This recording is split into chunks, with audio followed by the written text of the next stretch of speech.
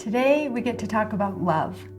And love, like joy, is also a fruit of the Spirit. And so that helps me when I think about love, because I think in our world and culture, a lot of times love gets kind of a mixed up interpretation. And so to really understand what love is, we have to know what God says about it, because He's the one who created it.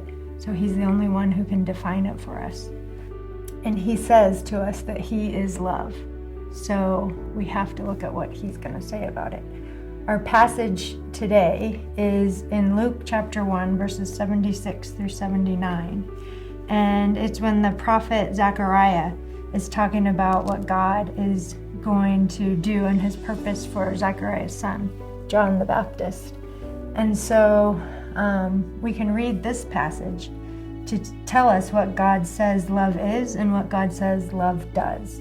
So I'm going to read the passage for us and then talk about a few things. It says, starting in verse 76, "And you, child, will be called the prophet of the Most High, for you will go on before the Lord to prepare His ways, to give to His people the knowledge of salvation by the forgiveness of their sins, because of the tender mercy of our God, with which the sunrise from on high shall visit us, to shine upon those who sit in darkness and the shadow of death, to guide our feet into the way of peace."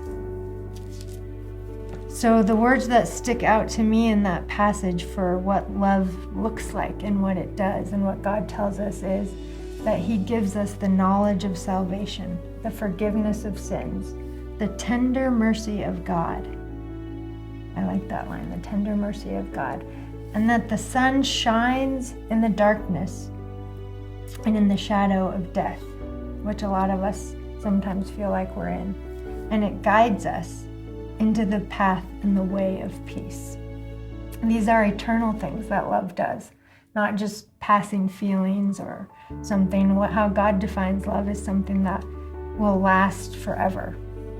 One of the questions in today's devotional asks about a time when God answered a prayer in a way that we weren't expecting. And as I thought about this, I remembered how a few months ago, my family and I were, my stepdad was in the hospital and we were praying for him. And we were obviously praying all the things that you pray. And then we got together one day and we prayed together as a family.